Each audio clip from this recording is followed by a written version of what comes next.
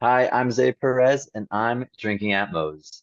This is Drinkin at Mo's, where we talk about the pros of pro wrestling in the Midwest while sipping on some brews with blessed beers and wrestling. That's my scene. Death matches and lucha libre, it's all so mean. I'm a straight up smart goofball, not no kiss ass. I stand tall when it comes to wrestling. I'm the king. I know every move, every fling. Get ready for a wild time with Drinkin at Mo's, where we don't quit. Drinkin at Mo's, that's where it's at, like a power bomb. We hit hard, never flat. Fucking right, we're living the dream. Talking about wrestling, always a scream.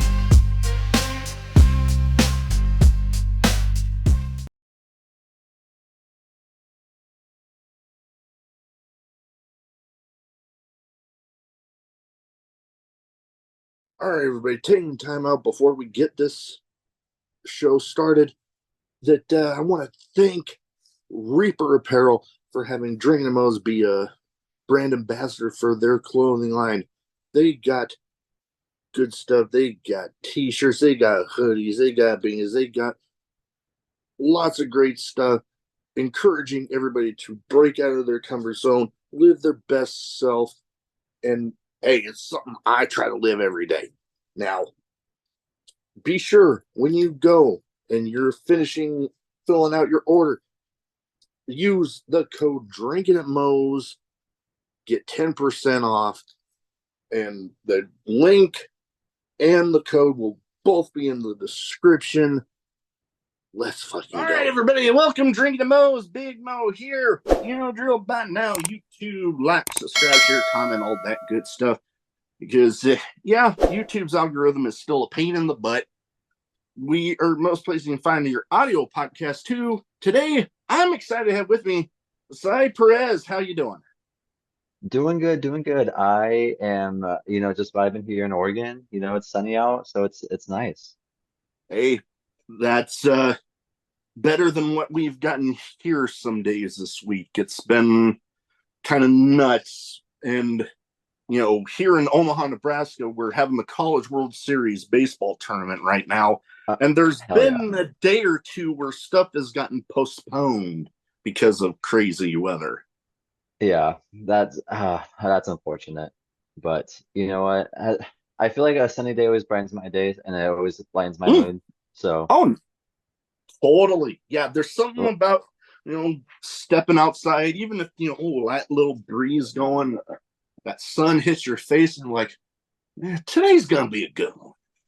exactly, exactly. And that's how today Definitely. was. And you know what? Now we're here. Now we're here. That is awesome. So, yeah, I already have we bringing up the College World Series. That's going to get me on a tangent. So I'm going to try to give the condensed version of this one. I actually just passed my anniversary of when I left for the Navy. Oh, I'm no freaking I'm way. out now, but Hell yeah. it the anniversary passed, but I ended up leaving for boot camp the day after Uh-huh. because of the College World Series, they couldn't find me a flight out. Wow. Yeah. So a little rocky relationship with the College World Series over here.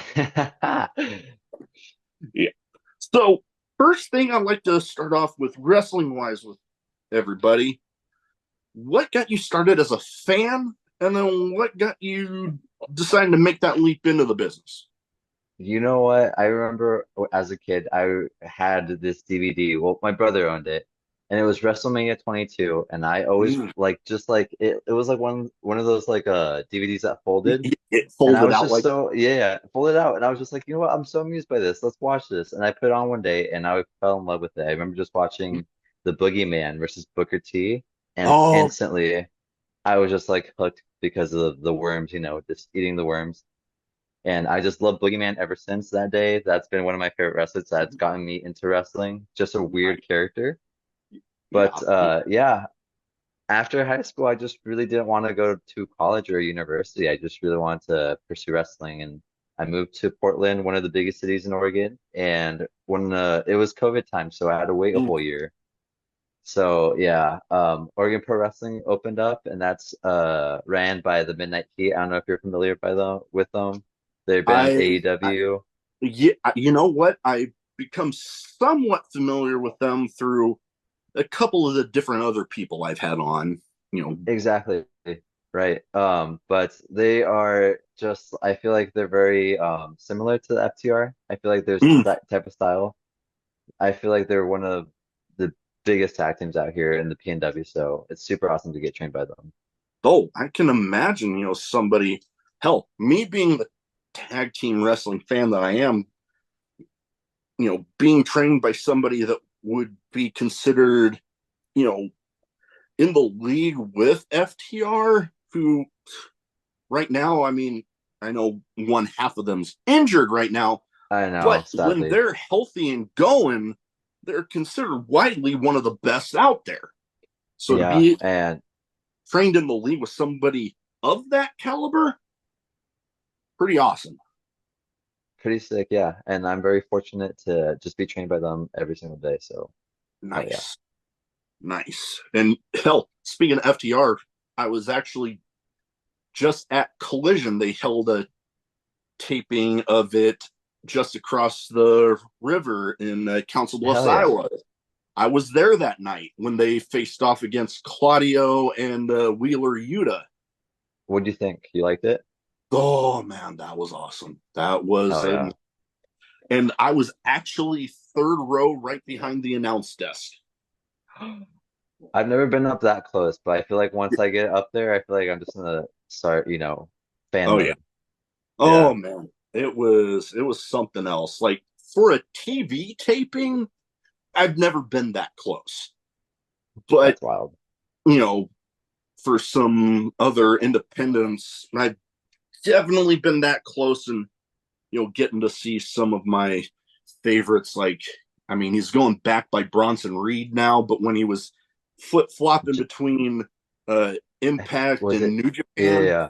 when he was Uh, Jonah, I got to see Jonah. him. Yes, I remember. Oh my God, yes, I remember I saw him at Defy when I was barely starting to train. Yeah, he wrestled over there one time, I believe. And oh my God, seeing him live, he's just a Oh yeah, beast. It's insane. Yeah. oh yeah, I got to see him against Jeff Cobb in St. Louis.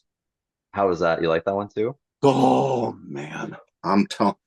I actually got to record a little short episode with him before the match, Yeah. and we we nicknamed it the Hoss fight to end all Hoss fights.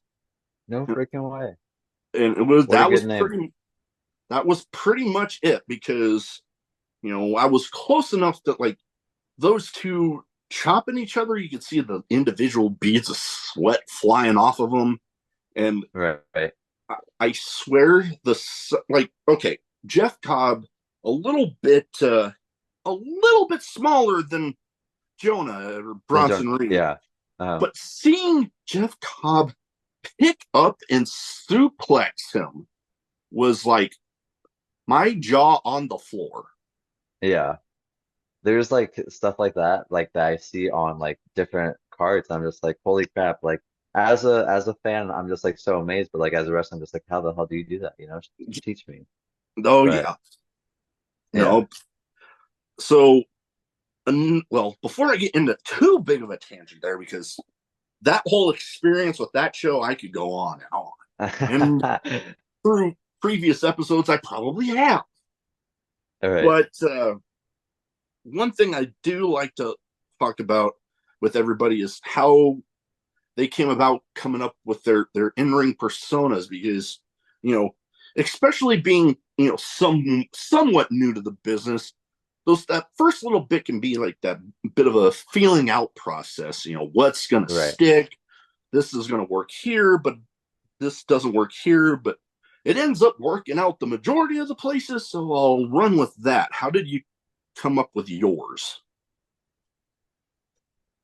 I always grew up playing the video games, and Mm, even on there, it was so hard to like come up with a character because I didn't even know how I wanted to see myself. So yeah. coming up with like a whole brand new like person, I'm just like, what do I do? So I feel like I saw what was happening over here in the PNW, and I was just Mm, like saw what was different. I didn't see very many like flamboyant mm, characters, so I'm just like, you know what? Let's run with this.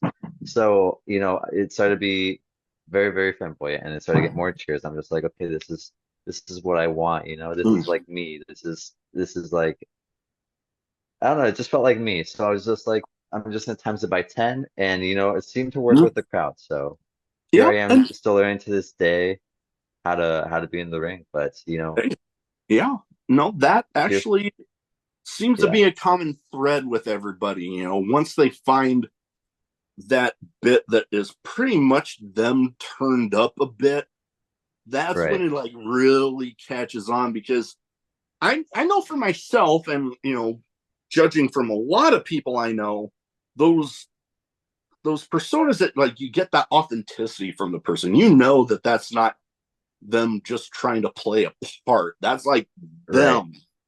That's when like those personas really latch on and people are really able to gravitate towards you. Right, and I feel like if you are this character and you don't believe in it, I feel like the crowd's gonna definitely like see right through it. So, Oh yeah. you know, you just have to be a little bit of you. Mm-hmm. Yep. Just being your authentic self. That's what, Exactly.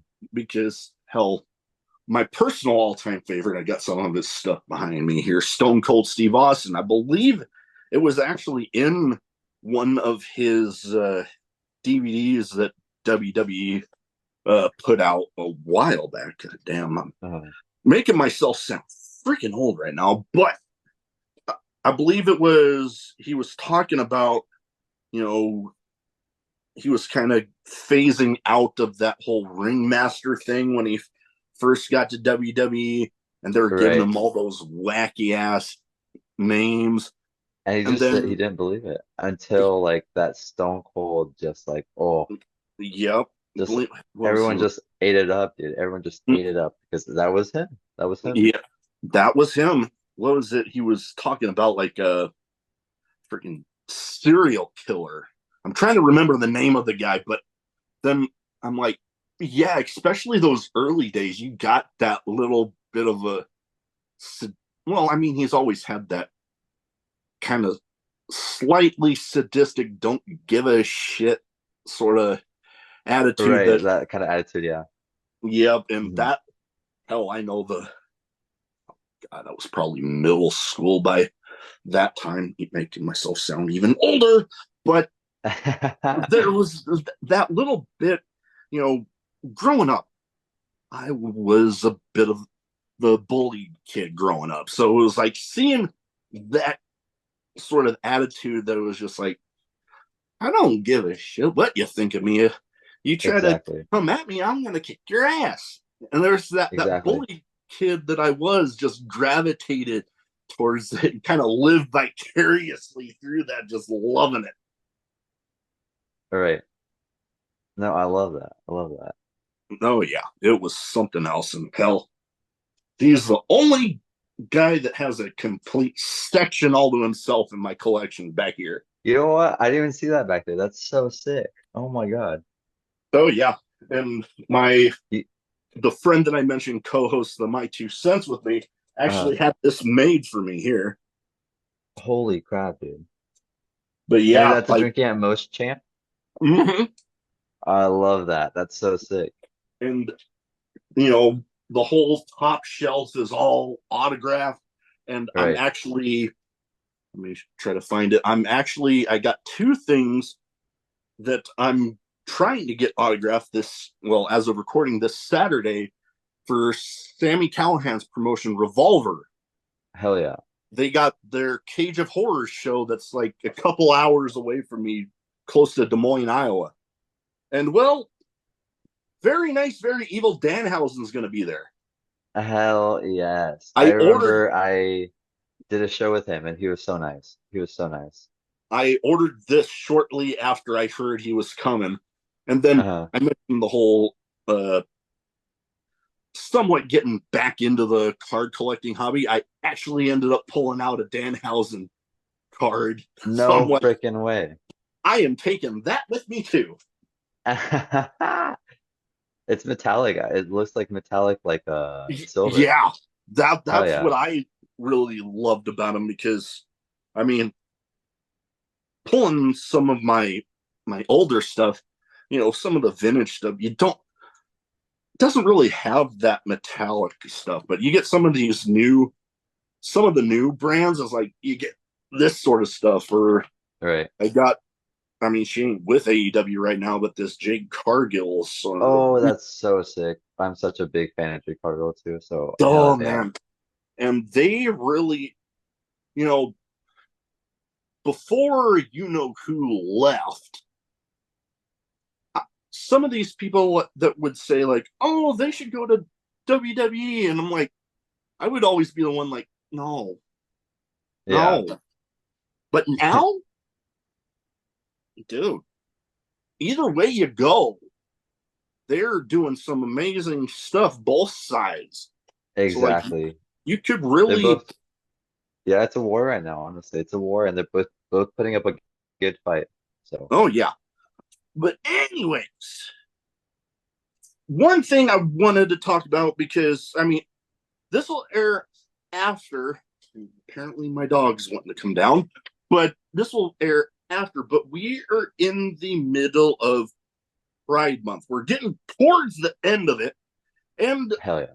actually saw the article that you shared where you're actually on the cover art of it, and have some good company on it. Yes.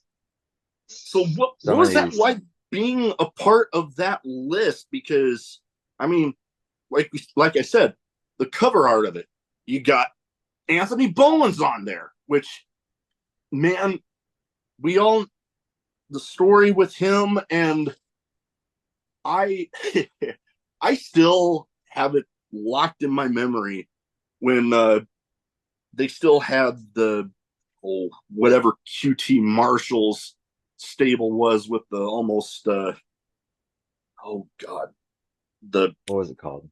I'm forgetting what it was called, but Yes, they but I had know what kind you're of talking about. the tabloid sort of thing, Uh and the oh god, I'm pulling another brain fart on the girl's name, but she was trying to battle rap Max Caster, but then started hitting on Anthony Bowens, and he's oh like yes, yes, yes. talking about, I'm gay, and then the The whole whole crowd crowd. just started The whole chanting crowd. it. I'm like, dude, Exactly.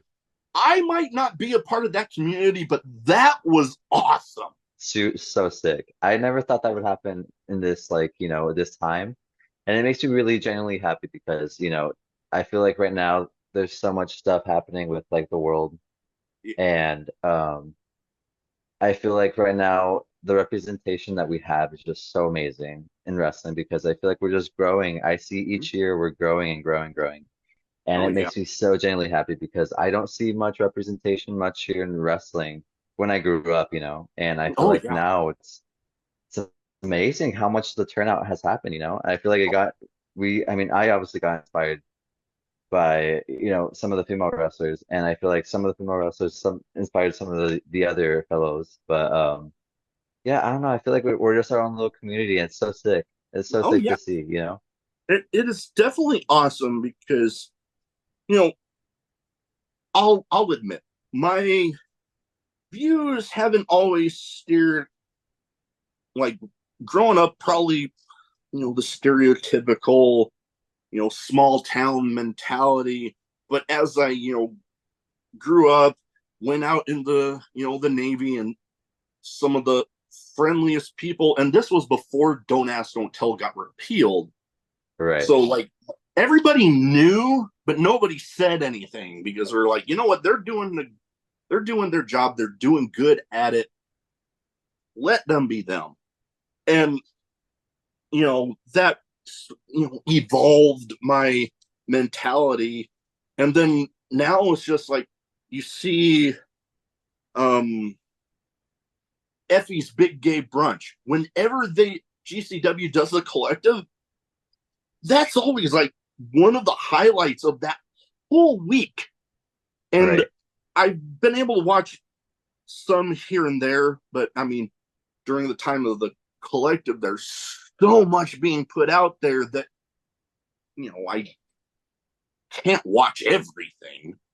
But that it always looks like one giant party, and it's like that is awesome. because you see, I've often brought it up with Canyon.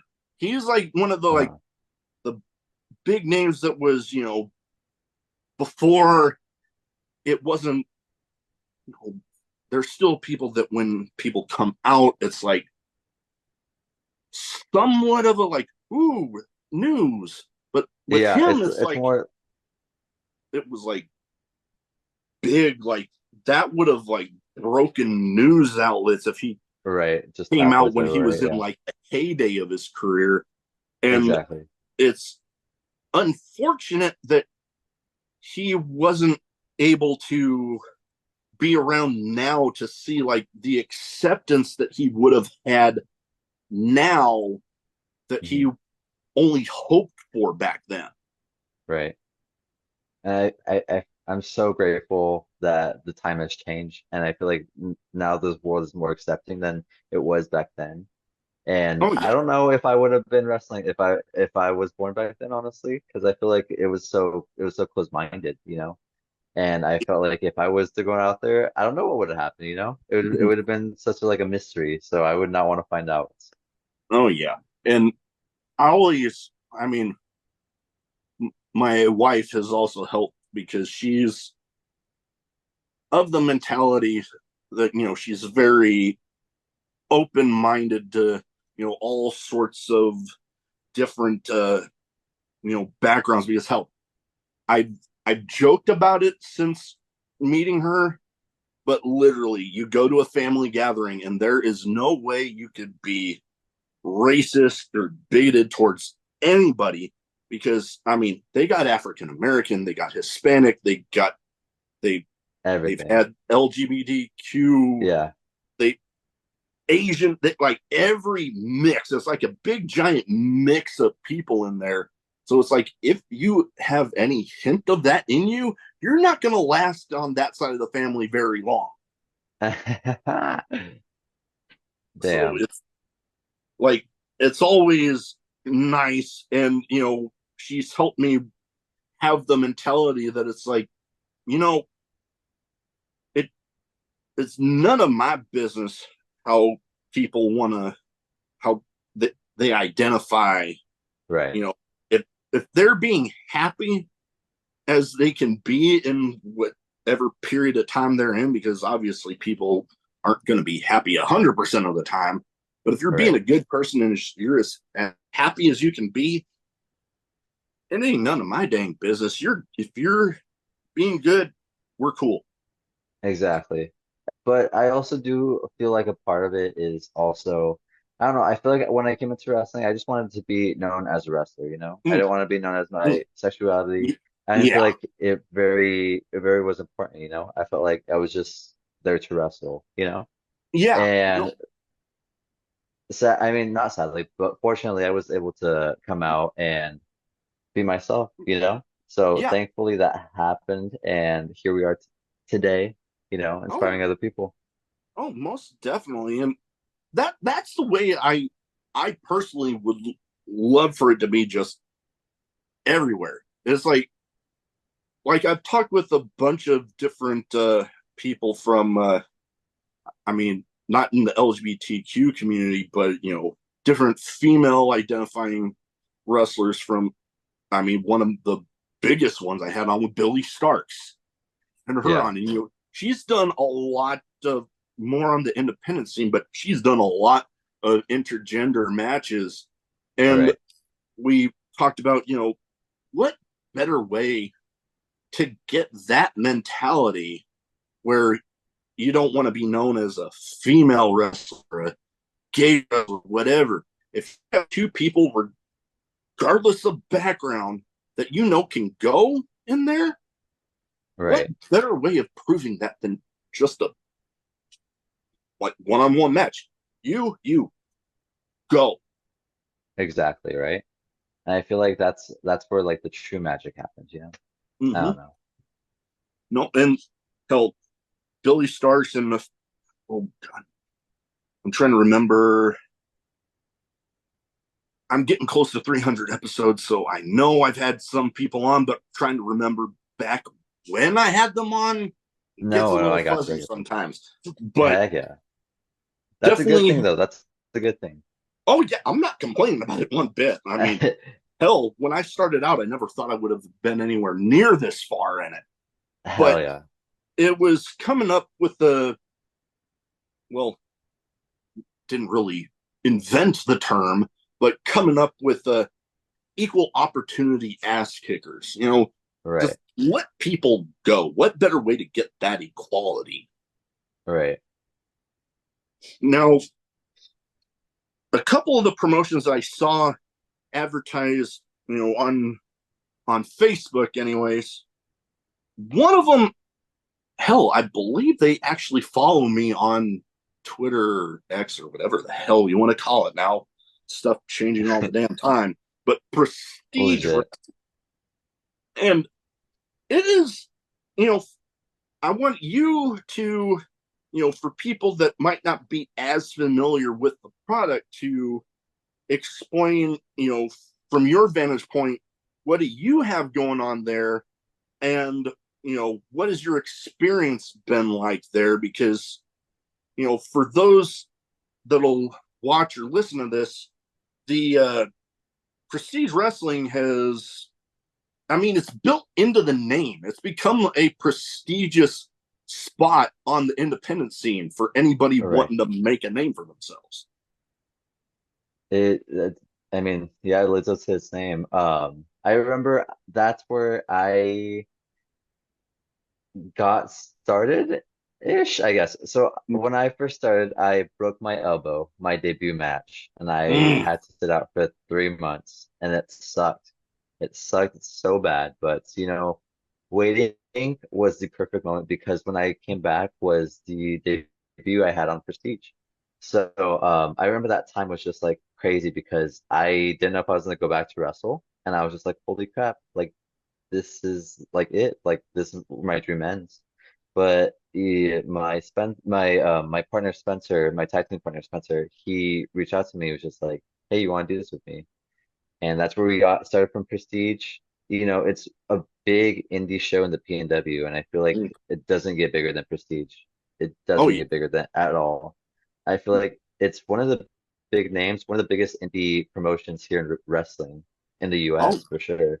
oh, yeah. Like, regardless of region of the country, Prestige is like one of, like, they're up there. Yes, and I'm so lucky to have a spot on the card. And in the future, hopefully, I mean, I already know, but soon something will be announced. I will be in for Prestige, so hopefully we Okay. can just wait on that. Yeah, but Yeah. No, I'm always so grateful to be a part of Prestige. It's always so fun to be a part of. oh, yeah. No, to be able to be a part of a card for a promotion like them, and then getting an opportunity, what it sounds like could be coming your way with them, that, like, I mean, it's one stamp of approval to, like, obviously, regardless of promotion, when they want to put you in that spotlight or even get a title belt of, singles tag, whatever it would be. But, Right, hell, just to have them think of you enough to give you the spotlight to get the chance for that is also that stamp of approval and something pretty cool for, I imagine, anybody in the business.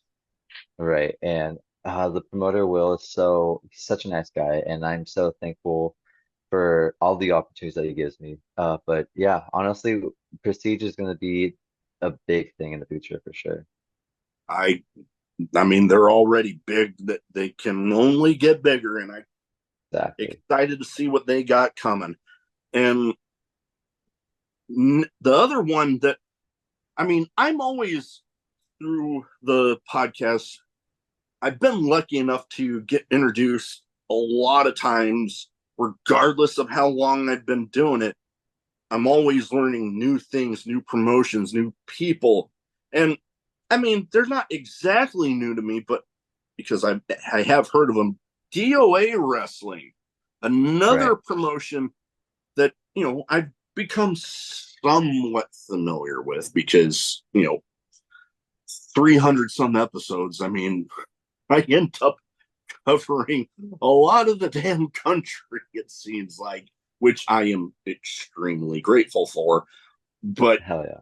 what do you think, kind of this along the same line, what do you have going on there for people that, might not be in the general area for those shows? No, DOA is more like that's more our local like heavy show, I guess. Hmm. That's where all the locals are.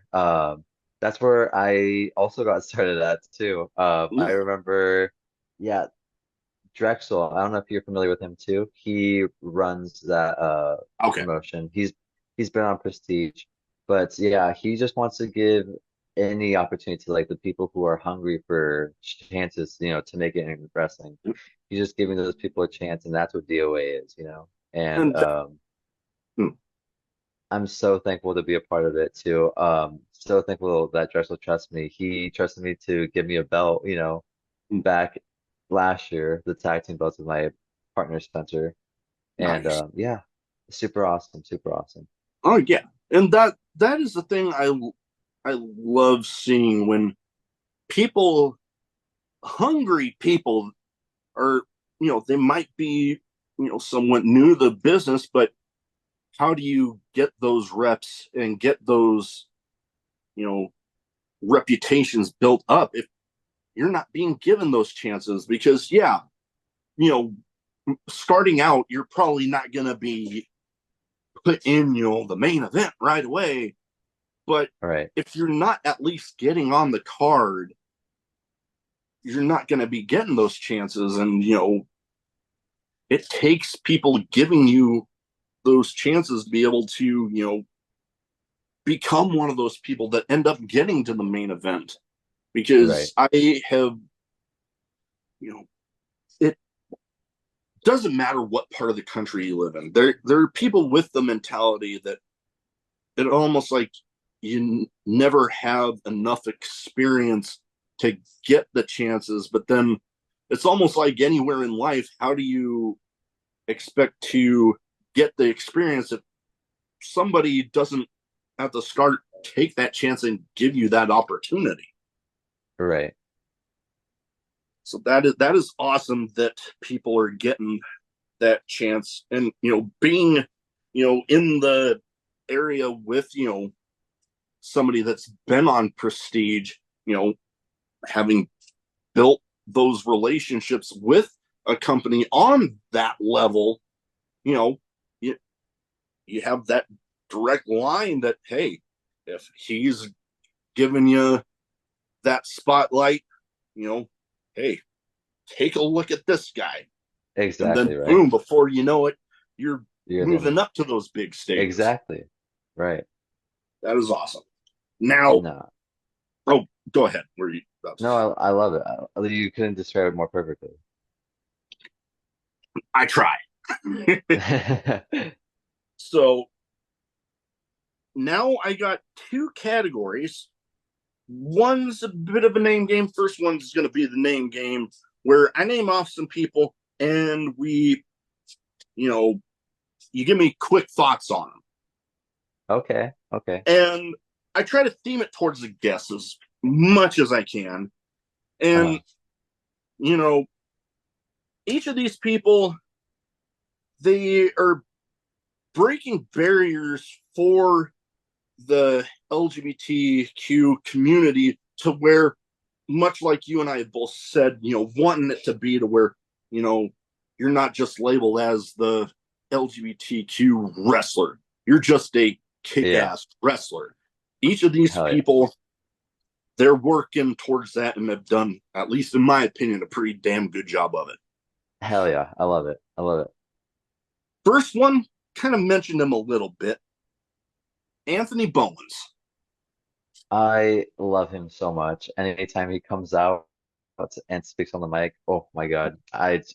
He has all my attention. He has all my attention. Yeah. But no, he's so inspiring. So inspiring. Oh, totally. And then, you know, him, Max Caster, and Billy Gunn, it takes a special person to be able to get over a phrase like "scissor me daddy ass." Yeah. Like, And how those the guys, heck do you come up with that? You know?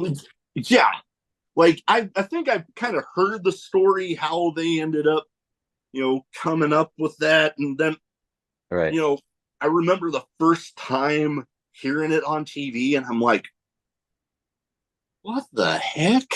Exactly. I remember But it too. then, I was just like, what?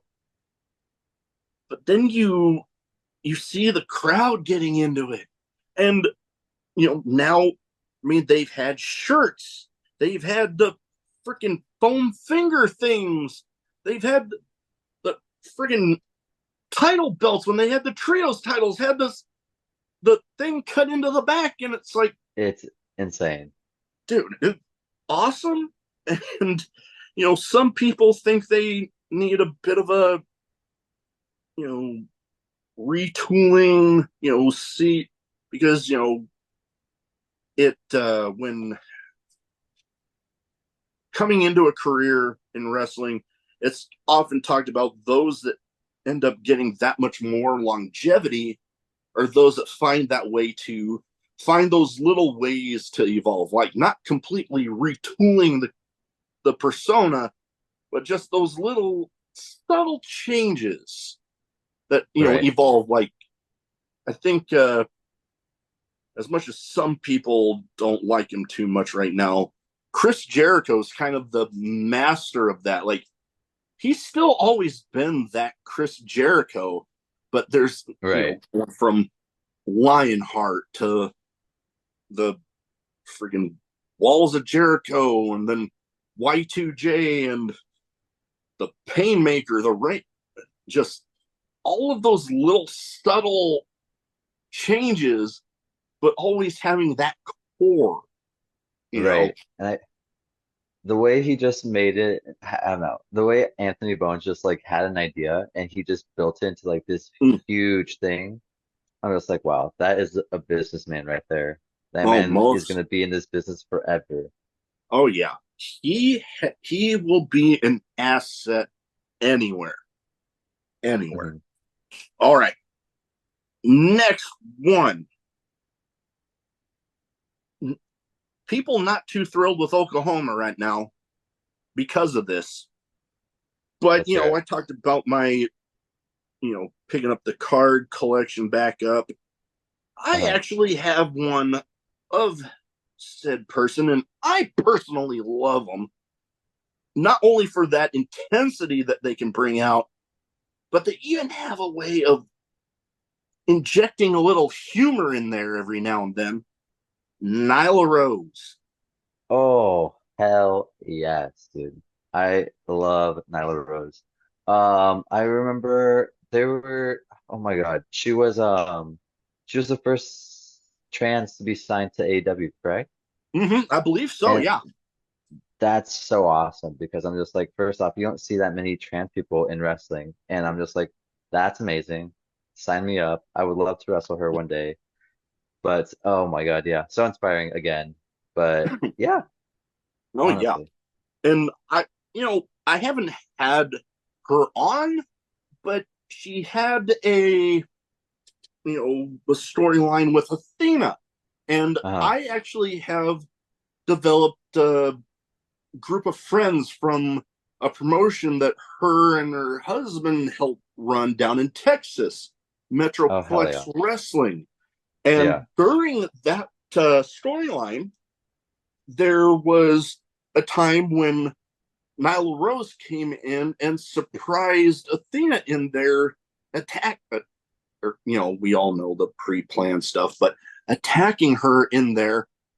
Right. Well, in that video, she kind of tosses this guy halfway across the ring.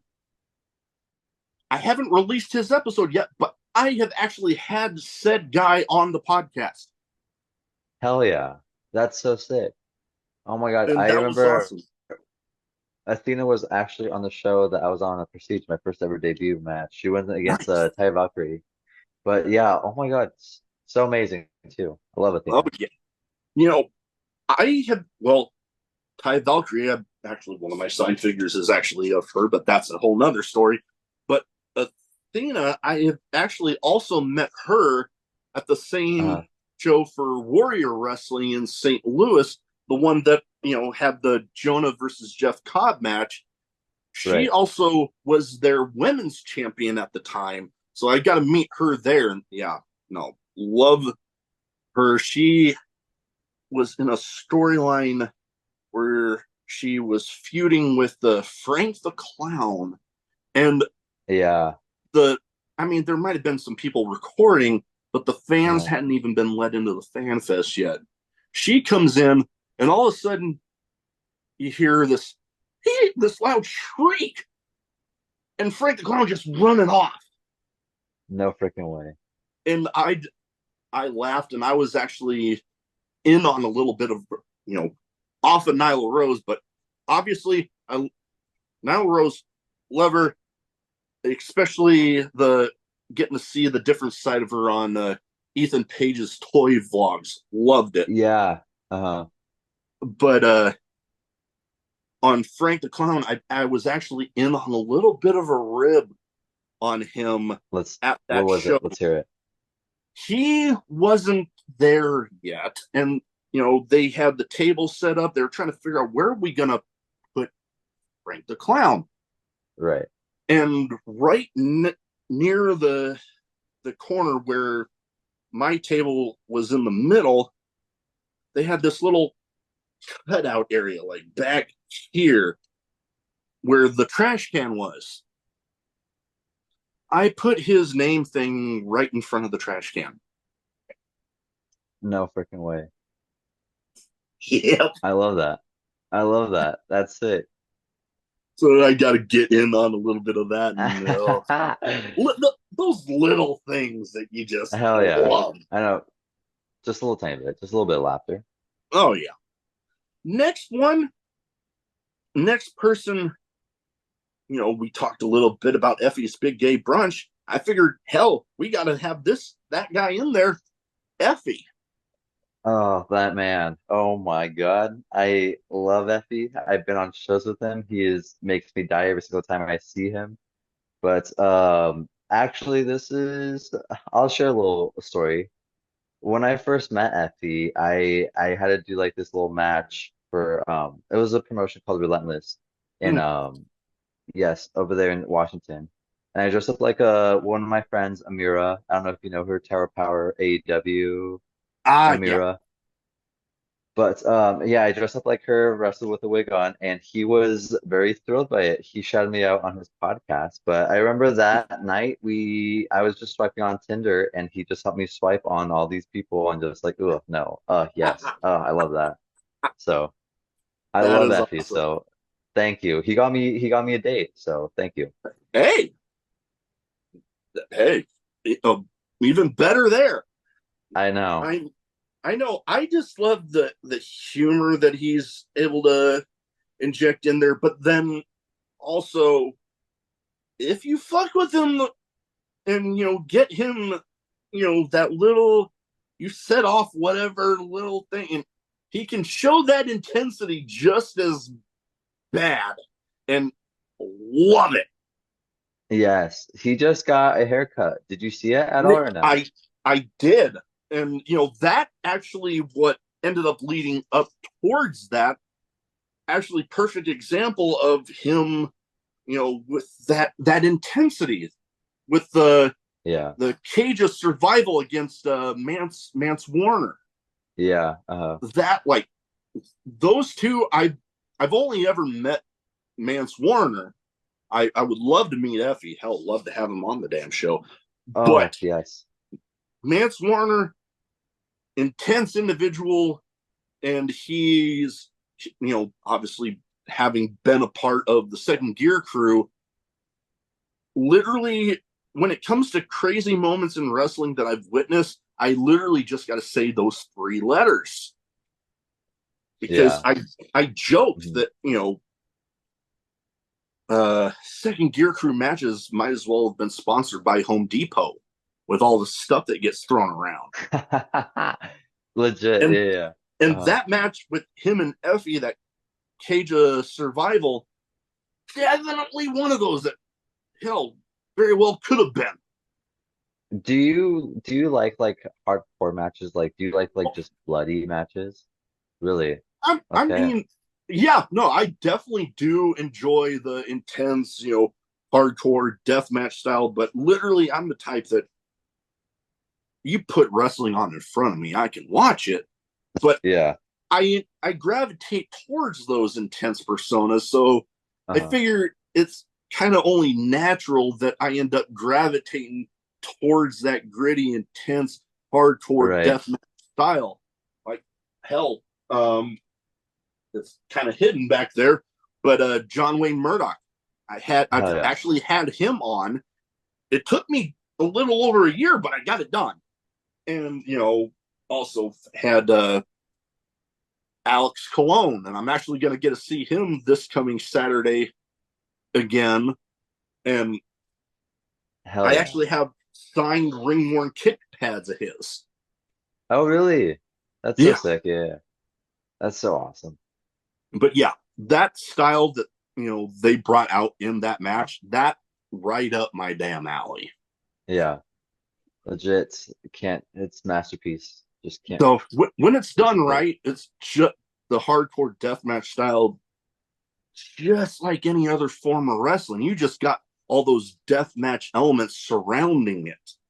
Yes, And I know. people like John Wayne Murdoch, like Alex Colon, and the handful of others that I've had on are perfect examples of, when you do it right, it's some of those hardcore deathmatch style wrestlers can be just as good, if not better, storytellers than some of the just regular wrestlers out there.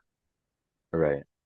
And I'm actually looking forward to uh, the show that I'm going to see Mance Warner again at, as of recording this coming Saturday, for that show for Sammy Callahan's promotion Revolver, because Hell yeah. the whole show is called Cage of Horrors, but the main event in an actual Cage of Horrors match is all three members of the second gear crew going up against each other. Ooh, crap, dude. Damn, that's gonna be very violent. Very violent. Yes. And I'm going to be loving every minute of it. You know, I wish I could be more like you because I don't know if I could. I've been in a few hardcore matches, and I would say I'm a fan of being in a hardcore match, but watching one, Mm. I have to look away. I have to look away because some of the bloods, I'm just like, oh, dude, I can't. Oh, man. Kind of reminded me of both my wife and my mother in law, because I've had funny instances with the both of them as I'm watching a death match. One of Yeah. them, the one with my mother in law, I was in her living room and I had one of the streaming services on, and I think it was GCW. And Uh, she walks in that's and she's that's like, "Isn't that illegal?" And I'm like, "Just iPad. You got your iPad. Just sit." you probably traumatized her with GCW.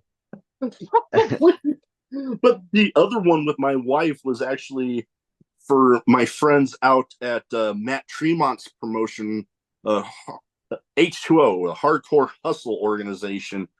They had a during their Monday night. What was it? It was the Deathmatch Discovery Gauntlet, Yeah. and there was a match where they had a whole bunch of carpet strips in there, and somebody got Irish whipped into them, and my wife was sitting there watching. She's like, "Oh my god, is that carpet strips? Is that No freaking necessary?" way. Oh my God. She was blown away. She was like, what the hell is happening? Yeah, yeah. She ended up like, "Okay, I'm gonna let you continue watching that, and I'm gonna go in another room and watch something else." Yeah. So fun times. I love that style. But you know what? Next person, I got a couple more on here. First one, going into kind of that intense style, was actually on a show for my friends down at Metroplex Wrestling down in Texas recently. Hell Max the Impaler. yeah. I have met Max. I believe so. I believe I've been on a show with him. But holy crap, whoa. Like when I first saw them in character, I was like, what? Yeah. Like legit, like with the makeup and everything, it's like it's insane. It's insane. Okay. Just how much I didn't see like how much time it took, but like holy crap, I know it probably took forever. I remember that, but yeah, they're killing it, killing it. Oh yeah. And hell, I think. Well, excuse me. I've been having one of my favorite beers with me, but it gives me the damn Hell burps like crazy sometimes. yeah. But yeah, I believe at that show they believe they're still holding on to the title, the NWA television title. I believe they still hold that one. And That's seeing insane. Yeah. somebody like the NWA and AEW specifically end up having a little bit more of a reputation as having people of that community in that spotlight more often. Not to say that it Yeah. doesn't happen elsewhere, but those two companies seem to have the reputation of having them in there a little more often. And I mean, Right. they have one hell of a platform to do it. And I don't know. I feel like anytime I see a video of Max and Peller just in a match, I'm just like, holy crap. It looks like they're like just kicking ass. It's insane. Intensity personified. Yes, legit. Legit. All right. Last but not least, here, I actually have a friend that has been under the learning tree of this person, and no, I'm not talking about Jericho again, but they've been sitting under the learning tree of them at well, at least at one of the classes for the New Japan LA Dojo. Hell yeah. Former WWE superstar Fred Rosser. Oh, hell yes. Oh my God. I remember when they were in WWE, I think his name was Darren Young, I believe so. Yeah, Darren Run. Yep, yep, Darren yep. Young, yes. Oh my God. I remember I found out that he was gay and I was just like, holy crap, I want to be exactly like him. I remember I saw him on the Ellen show out of all things. Ellen show, he was on the Ellen show and came out and he was talking about being a wrestler and being gay, and that truly inspired me and it made me have this dream today. So thank you, Fred Roser. Oh, definitely. And hell, all the stuff that he's been able to, I mentioned the New Japan dojo and all the stuff that just with New Japan in general that he's been able to accomplish and Uh, becoming a centerpiece and training people in the LA dojo. And hell, it's New Japan, one of the biggest promotions in the world, and he's right. a centerpiece in training people for them. That is And that's awesome. insane. That's insane. It's so insane. Just from what he did to WWE, from going to what he's doing now, huge, bro. Oh, totally, totally. All right, now on to some random questions. Some might be wrestling related, some might not be, some might have absolutely nothing to do with anything we've talked about so far. Hell yeah. I'll try to answer it the best I can. So, give you a question, obviously, first answer that pops into your head. All Hell right. yeah. I this one I love generally keeping this one in here because to say the least, it leads to some entertaining stories. Let's hear it. Craziest in match moment for you? Oh, that's such a good question. That's a very, very good question. I wouldn't, I mean, I would have to say with my debut, not the craziest, but like that was the most like, Hmm? holy shit, this is actually happening. Like Yeah. I'm breaking my elbow right now. Yeah. But I remember my debut was on a Rumble Mm. and I was on the outside and I got drop kicked and there was no mats on the floor. It was just hard gym floor. So I put my elbow down and that's the first thing you are told not to do in wrestling when you're training is put your elbows down or reach. And I learned my lesson the hard way and I broke my elbow and that is the crazy story. Oh, hey, that would fit. When you go from having just that dream of being in the ring there, and then all of a sudden now you're there. That is definitely one of those crazy, yeah, I say some colorful language on the show. It is one of those holy shit moments. Like, holy shit, this is actually Exactly. happening.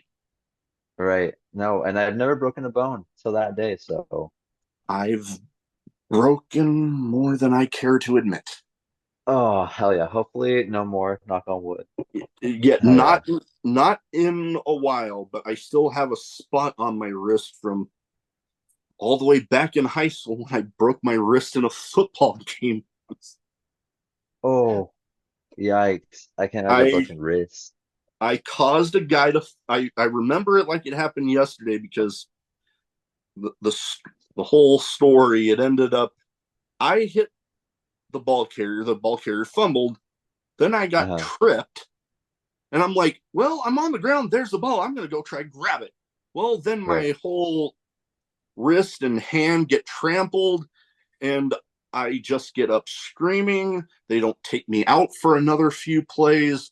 And then I go to try to grab a water bottle on the sideline and I can't Stop. squeeze it. Stop. Oh And my God. you know what makes I laugh about it anymore, but I was pissed at my parents at the time that it makes it even better. My parents refused to take me into the doctor until the day after school. They're like, Oh, if you're still in pain after school tomorrow, we'll take you. And then get the x-ray. Yep, it's broken. that's insane. Did you know it was broken when you first had it? You're just like, wow, this is broken. I knew I was hurt, but I Uh, didn't know anything was like broken until I went to go grab the squeeze water bottle yeah. with that hand and I could not squeeze it for the life of me. Then And I'm you're like, just like, holy crap. yeah, I went up to the coach and I'm like, something's wrong. Oh, hell no. Oh, I'm so sorry you had to go through that. Hey, like I said, I'm able to laugh about it anymore because Hell it's one of yeah. those one of my own personal craziest moment stories. But Oh, like Jesus. I love hearing, the stories behind it, like, having your debut and that, learning the hard way, not to put the elbow down, you know, I love hearing those stories behind the stuff and why I keep the question in there because it has led to some very interesting stories. Yeah. Hmm. Like in the deathmatch hardcore style that we talked about. All right. I've interviewed a few ECW originals and got a story about one that had a match against New Jack, and you can just imagine something's there. But they both got told specifically not to destroy you know the parts of the actual building itself Right. because I guess whatever the promoter has to do, if you got to pay for damages, whatever. Well, they both proceed to end up at one point going through a wall, and Paul Heyman ends up yelling at them after the match. No freaking way. That's insane. Yep. So, like I said, like to have that one in there. Now, Yeah. next up, I mean, we've talked a little bit about some of my hobbies. My wrestling figures and stuff are a little more visible.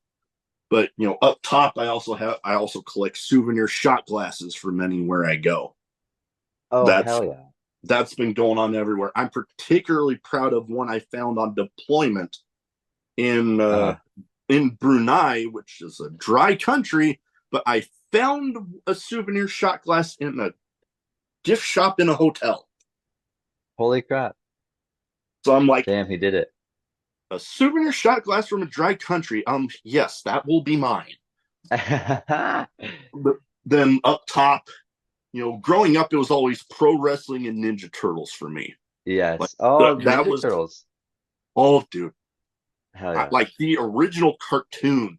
That was like you hear people talking about Saturday morning cartoons. That was the one that if I knew I was going to miss it and I found out my parents didn't try to tape the damn episode, I was mad at them for about a You were week. upset. Damn. And, Hell yeah.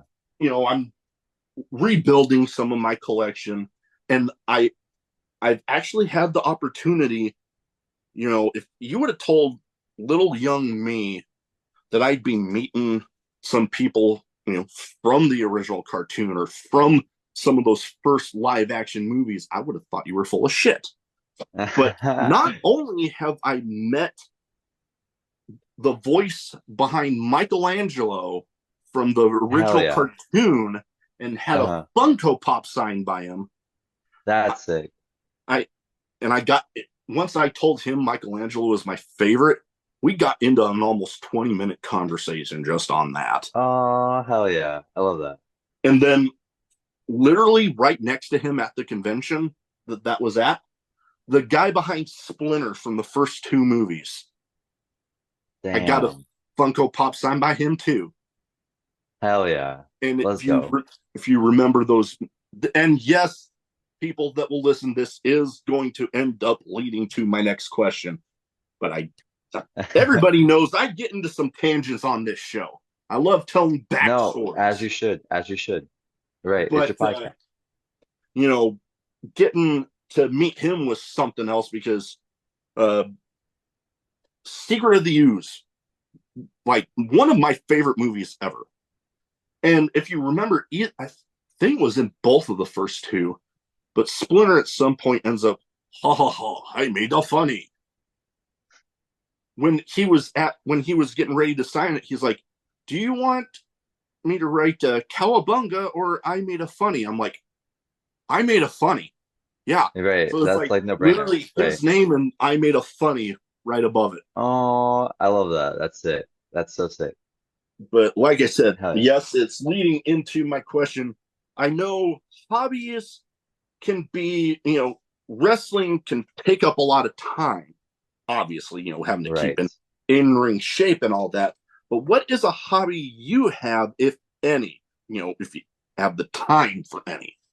No, that's a good question. I right after high school, wrestling was one of my big obsessions, and I love video editing. Like anything like Mm, video, graphics, anything like that, I love to do. So if I'm not wrestling, I'm probably editing a little highlight for me, okay. or I'm probably playing like video games. Okay. But it's recently I have been going to the gym a lot more. So Mm, I have been that's just become I feel like anytime I don't go to the gym, I just don't feel like myself. I just don't feel like me. So I have gotcha. to go to the gym just to like, feel successful, I guess. Th- that is kind of like me with watching wrestling. It seems like most days, especially after the podcast, it's like I have to at some point watch something involving wrestling because if I go a day without it, I feel weird. Yeah, it feels weird. I'm just like, wait, how come I haven't watched wrestling yet? You know? Oh yeah. And hell, the even especially with the podcast, trying to, you know, future guests or, you know, guests that I've had on that, oh, there's this big show that they're having with them. And, you know, having people from Wrestling Revolver, like most of a good chunk of these figures signed behind me have come from Revolver, actually. I think all Hell but yeah. one, two, three, four, all but five have been from Hell yeah. Revolver. Damn. That's sick that you have that collection right behind you. Because I mean, if I could do that, this would be filled, dude. This would be filled. But Oh, that's yeah. so sick that you collect them. Oh, yeah. I just ended up getting the idea. It all snowballed when I saw that Hangman Page was going to be coming to World of Wheels the one year that he did. And I'm like, I have to get something. Hell yeah. And I ended up ordering a Hangman Page figure and took it there. And then it just, like, I literally have it in order of when I got him signed. Damn, that's so sick. Oh, hell yeah. Led from Hangman to Lance Archer to Jeff Cobb, Rich Swann, Swerve, Keith Lee, and just I Damn. love telling the story behind Swerve because it's like you see how he can play one sadistic son of a bitch, Right. but you you actually get to meet him and talk to him. I swear, one of the nicest dudes ever. Legit. I met him once too. I feel like that conversation was like, I remember he was so friendly too. Oh yeah, that I can say the same thing about him. I met. I don't have a figure signed by him, but Dan Severn. I met him Uh-huh. once, and like in the lineup. Good lord, you're just sitting there looking at him like, God damn, he just looks intimidating. But then you talk to him, nicest dude ever. Same thing Yeah. with Bronson Reed. It was Uh-huh. like you see him on TV, and goddamn, he plays one sadistic son of a bitch. Like you're like, oh my god, if I were standing across the ring from him, I would need a change of pants. Exactly. And I feel like whenever I look at Bronson Reed, I feel like he has this face, just like that you're so intimidated by. I don't feel like Oh, you could replicate it. And I feel like it's very hard to have that face if you're gonna be like that big guy, you know? oh yeah. Or I feel like Big Show, he looked at very intimidating, but I Mm-hmm. feel like he couldn't have that mean face, you know? I feel like Bronson Reed has that face. Yep, most definitely. I think Yeah. one other guy that I see that New Japan has a figure of his, and I really want it, but he is one of my absolute favorites right now, and it kind of goes along into that line that that face just Mhm. looks like, especially if he has a title on him, it looks like you'd have to damn near kill him to take that off Exactly. of him. I'm Right. Tomohiro Ishii, Hell yeah. Yes. Yes. and I mean, I can try, but like I will not be successful. I promise yeah, you that. no, I Yeah. might be able to come close. Like people tell me that, like, yeah, I'm generally a big old teddy bear, but like they could tell when I start getting pissed. Like they can see it in my face Right. before I even say anything. They're like, Legit. you good?" And I'll just be like, He was like, mm-hmm. nah, I'm not okay. Exactly. Yeah, but And oh no, go ahead. my face is just like so. I mean, my main face is just like this. It's just like I look like I'm pissed, but just like it looks like me. I don't know. So I feel like I wish I had that Bronson Reed face, you know, like a little. But I don't Yeah, look intimidated when I'm mad, so it's yeah, hard. yeah. It is definitely hard to pull off the way he does it. And you mentioned about video editing. One thing that obviously with the podcast and the YouTube channel, having to do that, it's gotten to the point where, and this is the part of video editing and the time of year that I hate with and I don't get into political discussions because people get just way too nuts with All that. right. But political commercials and the videos and stuff, like it's gotten to the point, especially after the podcast, that, like I can literally tell when they're trying to just splice something together to make the person look bad. All right. And it's just like they're I won't, like, obviously I won't say who because I'm not going there, but there's one I've seen recently where like it just blatantly obvious to me. I'm like, okay, Yeah. you're just making me not even want to know. Yeah, and it's just power of editing. Power of editing for sure. Most definitely. On to the next question. Everybody has a favorite food. I know I'm not a picky eater, so I have a lot that I can put in there. But everybody also has those foods that they just don't want to touch. What is Oh, one or two of your absolute least favorite foods? okay. I don't hate me because I don't know if you like these, and most people do like them. So whenever I do say I don't like them, people will just like, "What?" I don't like pickles. I don't know if you like pickles. Do you like pickles? I I don't hate them. but it's like I'm not like a pickle fanatic. Exactly. Or I feel like I'll eat the pickles if they're on the burger, but if it's my choice, I will take the It, pickles off, you know? it, yeah, no, that's But the same. Well, not with pickles, but there are definitely those foods that's like, well, if it's already on there, eh, whatever. yeah, But if I exactly. have the choice of like, okay, no this or that, I'm like, okay, take that off. I get you Right. there. No, but also mushrooms. I can't do mushrooms. You like mushrooms? I don't hate them, but Yeah. I grew up where one of the pizzas my mom would always like to get Uh, would always be pepperoni and mushrooms.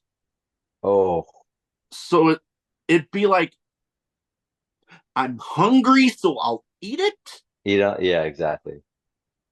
But if I was going to order a pizza for myself, I don't know if I'd put mushrooms on it. Exactly.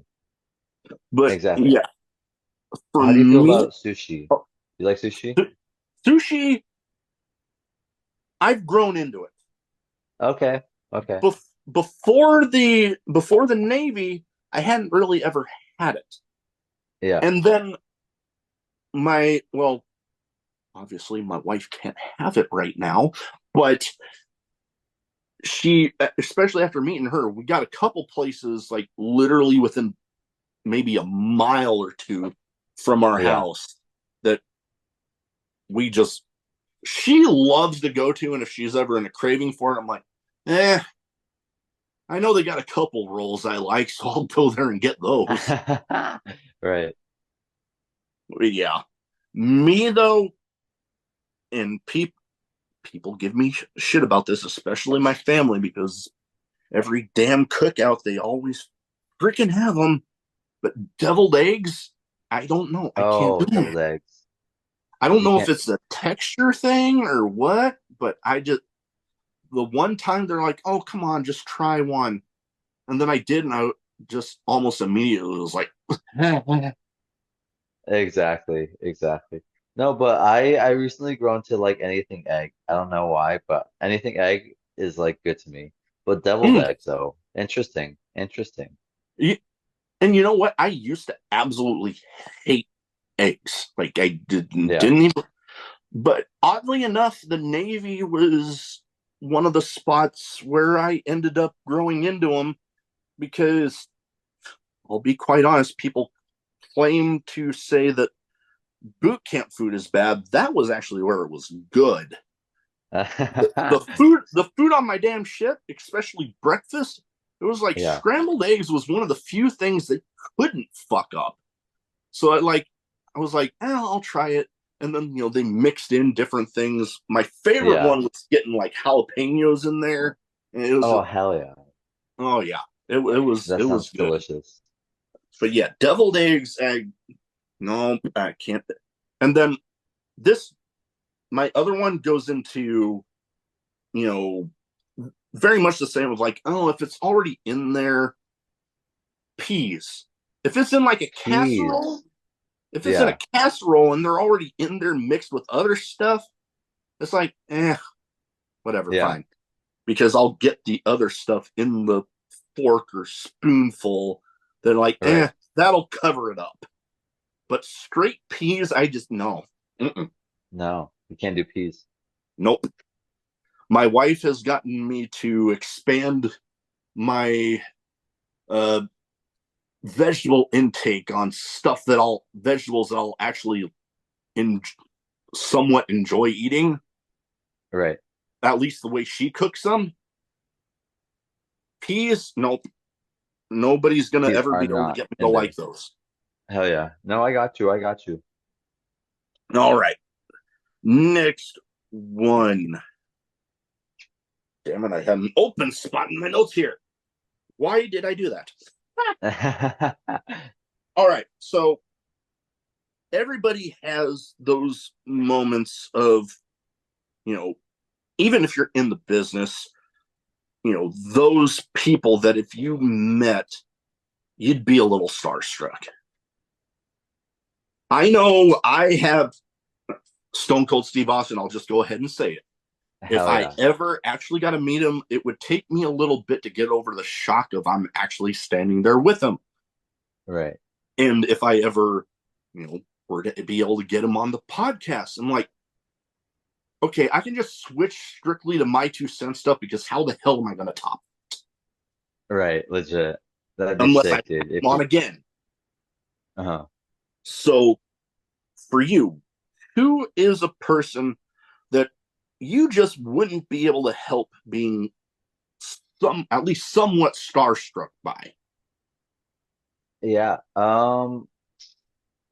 I feel like because he's such a big legend, such a big star, I feel like Rey Mysterio's one for me, honestly. I feel like that'd be one of like the big wrestlers. I'm just like, holy crap, like you're in front of my eyes right now. Like this is insane. Yeah, just because of how big of legend he is. I feel like I grew up watching him and I idolized him, you know. Man, a lot of people in my family did since he was Latino, you know. Yeah, So meeting him would be so sick. yeah. And for me, I mean, obviously, my favorite baseball team, San Diego Padres. And I was stationed in San Diego and I never got to meet the damn guy. But like literally, I even have a tattoo of this logo on me. So love for San Diego and 619 and all that. And that would Hell be yeah. one that like obviously Stone Cold would be the one where it would take me the longest to get over that holy shit, you're right in front of me. Rey Mysterio, just because of I guess that level of notoriety, especially in the business that he has, he would definitely come right up there with me. So I could definitely understand that one. Hell yeah. And hell, I've been lucky enough to meet guys like Bronson Reed, like Jeff Cobb. I've actually been able to joke with this guy because I met him in the span of a year. I met him about 5 or 6 times. Mike Bennett, Oh, hell yeah. nicest dude ever. Like Yes, that's what I hear. if anybody were to ever be able, you would really have to look to find a bad thing to say about him, and I don't think anybody can Yeah. because I remember the during that year, the last moment I got to meet him at, I literally joked with him. I'm like, we got to quit running into each other like this. That's funny. And the last show that I so far that I got to meet him at, I actually got him to crack. Oh, did you? Yeah, he was in a match, Hell and yeah. they had like one of those moments where like the crowd just got done cheering, so there's like died down for like a little bit, and Right. I just yelled out, "Adam!" And he just looked down, and you could tell like he was trying to hide it, but Yeah. he was cracking. He And I knew. actually Yeah. got to have him do a short little video for promoting the channel after the show. And I told him about that was me. He was like, Yeah. dude, you popped the hell out of me. Hell yeah. That's so sweet. That's so awesome. And that, hell, I'll go ahead and admit it. I am the fan at the show. That is my goal, to make somebody to crack. Like, Yeah. I'm just going to find that moment to say just something off the wall and goofy just to get somebody to laugh. The amount of times I've laughed in the ring because a fan said something, oh my God. Though, I yeah, pop instantly, dude. I pop instantly. at Collision, that one that I got to go to, I was disappointed when I watched back because I could tell the moment that it happened was on one of those goddamn picture in picture periods. Oh, was it? I was so pissed because it was the Saturday after Tony Storm had that little comment during Mariah May's match about slapping the tits off her opponent. Yeah. And I found same situation as with Mike Bennett. I found that moment. The crowd had just got done cheering. It was quiet for that little, like maybe less than a minute. And I just yelled out, slap her tits off. And Luther, I could see him just said that. And then when watching it That's back so funny. during that picture-in-picture moment, I saw that little. I'm like, God damn it! Damn. Oh, they should have caught it on actual television. Oh man, I Yeah. wish I would have been recording it on my phone so I could have. Oh, that would have been sick. Yeah. Just remember that moment. Oh yeah, but hey, I Yeah. know it happened. I can point out when it happened on the picture-in-picture Exactly. thing, so I'll I'll be fine. Satisfied. Hell yeah. All right. Now, with the name of a show like I have, I would feel weird if I didn't have this question in here. Favorite drink, whether it be alcoholic or non, or hell, one of each, because I try to tell people just because it says drinking a Moe's doesn't mean that it has to be alcoholic. Because hell, I've had plenty of people on that straight edge, recovering alcoholics, whatever it might be. So I try to be Right. respectful and welcoming of that. So literally anybody can come on. Uh, if it's, if it's non-alcoholic, I love a good Pepsi. A good Pepsi just gets me going. But if it's not, if there's some alcohol in there, I love a vodka Red Bull. Vodka Okay. Red Bulls are my thing, and if I have a few of those, I am like if I have two of those, I'm out of it, honestly. Yeah, I can get you there. I know, hell, with non-alcoholic, I'm definitely a bit of a Dr. Pepper fiend. Those that know my show know that. I Yeah, joke often when I actually drinking a Dr. Pepper when I'm recording and I get the burps. I'm like, I love my Dr. Pepper, but it gives me the burps like crazy. hell yeah. But I do also enjoy, well, two alcoholic besides beer that actually involve either Dr. Pepper or Coke. Dr. Pepper and Jack Honey. Oh, Delicious. hell yeah. That sounds Abs- delicious. Absolutely amazing. And Jack and Coke, whether just regular Jack and Coke or whether you put a little grenadine in there and tastes like a Jack and Cherry Coke. That actually, I might need to try that. That actually sounds delicious. Oh man, I had never actually tried it before my honeymoon. Yeah. And we went on an Alaskan cruise and they had one of those like robot bars where like the touch pads and you put, okay, I want this mixed with this and blah, blah. And then the robot arms just mix Just move. everything. Yeah, yeah. That's Ended up everything. having that. And then literally every other place we went on the ship, I just kept ordering those. Hell yeah. I love that. Absolutely love them. All right. Now, last but not least here, best advice you have for anybody wanting to get into wrestling. Ooh, that's a good one. I like that question. Um, I feel like if you want to do it, don't be afraid because I feel like everyone has a place in wrestling. And honestly, if it's your dream, it's your dream. Go follow it. Because I feel like if you have a dream, you should be able to do it and you should be able to like accomplish it. So Oh, yeah.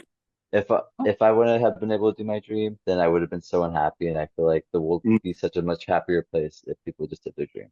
Oh, yeah. I can definitely, that is definitely great advice. And hell, it can even apply if, I've had it stated on the podcast a bunch of times that the in-ring performer, wrestler aspect might not be for everybody, but there's all Right. sorts of jobs in the wrestling business that Legit. could be a more better fit for you. Like hell, me with my bad back from the Navy, in-ring might not be where I want to go. So I'm actually making my commentary debut in August. I'm excited about that. I Hell the yeah. the the podcast here. I've been able to build some relationships all over the damn country that if I wouldn't have just said, you know what, I'm just gonna go ahead and do it, I wouldn't be talking to you. I wouldn't have some of the friendships I built from the podcast. And Right. if like you said, if you have that want to at least figure out what aspect of the business that you want to be in, don't let yourself talk yourself out of it. Just Exactly. Honestly. give it a shot, find out where you fit in, and then just go with it. Like I said, there's a place for everybody in wrestling, no matter where, no matter what. I feel like you're always gonna find something for you. Oh, yeah, definitely. There is a place for everybody. Well, hell, like they say, wrestling's for everyone. Hell yeah. That is true. That is true. Definitely. Well, before we go, where can people find you social media wise? So if they don't already have their eyes on you, they can go ahead and get them there. Yeah, it's Zaye Perez on Twitter and then the actual Zaye on Instagram and on Facebook, Zaye Perez also. But yeah, I think those are all the social medias I have. I believe I'm so. pretty sure I at least have you Yes, on two out of the three. So exactly, right? we, Hell we yeah. got that, and But there's more definitely, social media coming out like throughout the day in the future. I don't even know what social media anymore, to be honest. yeah. Nope, I can definitely relate. My personal pages might get a little neglected because sometimes by the time I'm done with stuff for the show, I'm like, man, Yeah, no. I'm just like, get away from me. Yeah. Yeah, No, I got pretty you. I much. got you. All right. Well, that is about all I have. Thank you for taking the time to talk to me tonight.